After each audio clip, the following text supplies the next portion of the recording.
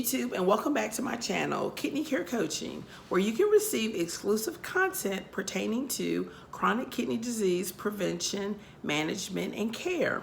In today's video, I'm going to talk about kidney transplant. Over the past 20 years, I received many comments from patients in regards to transplant that aren't not necessarily true.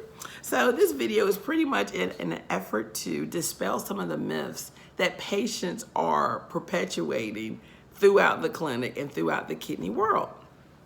First off, kidney transplant, it is a form of treatment. It is not a cure-all. It is a long process that requires patients to be active participants in your care.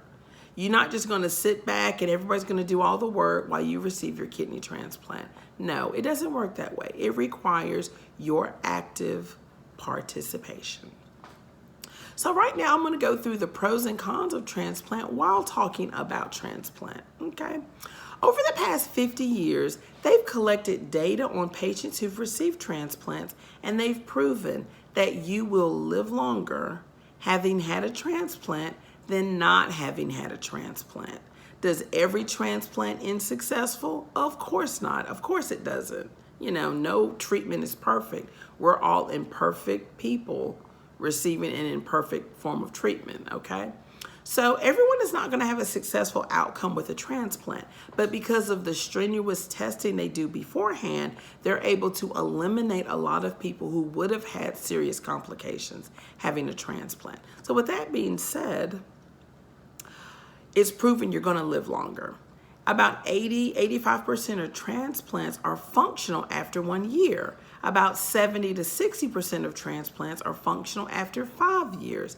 The average transplant lasts about 5, 7, 10 years. Have I met a patient who's kept a kidney 20 years? Yes, I have. More than one person. Have I met a patient who went for a transplant and left the hospital and still needed dialysis? Why, yes, I have. So the majority of patients are going to have a successful transplant.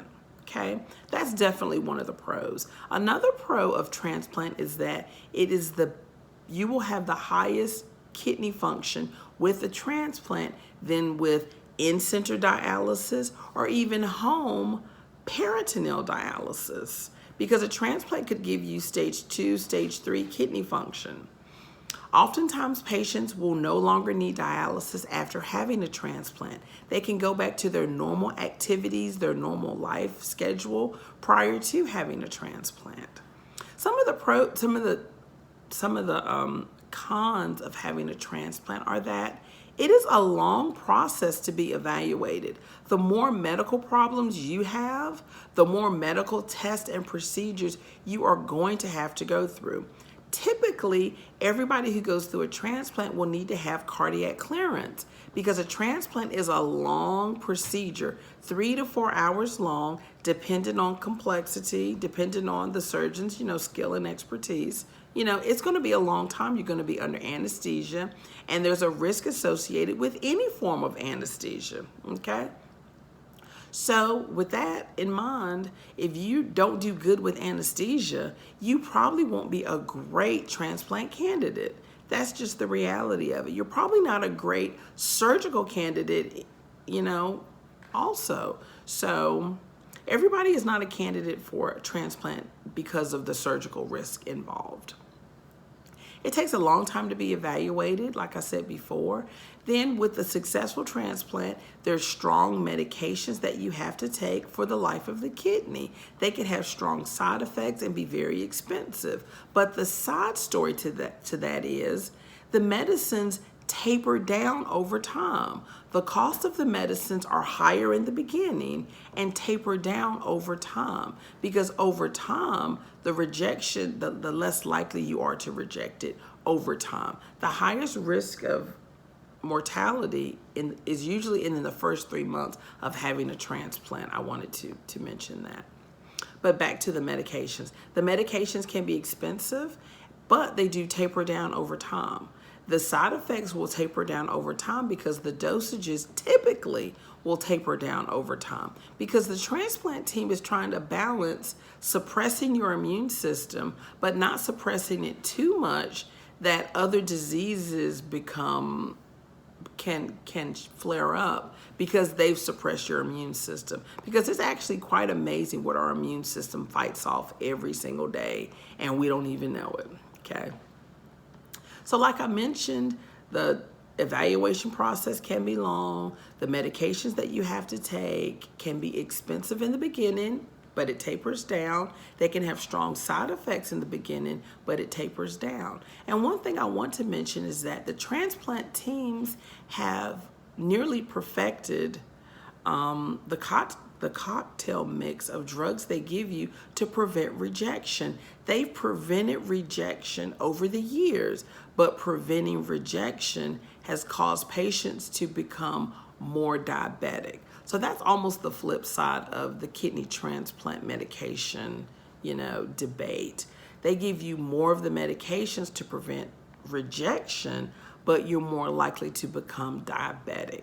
So that's something that you have to, is it worth it? Not having to be on dialysis, not having to be exposed to infectious diseases, but hey, you're going to run the higher risk of becoming diabetic. And then there's someone out there that's saying, hey, doesn't long-term diabetes cause kidney failure? Yes, it does, but it takes about 20 or so years to cause it. So you have to keep that in mind too, that if you are diabetic or become diabetic with the transplant, it'll take another 20 years for diabetes to destroy the transplanted kidney.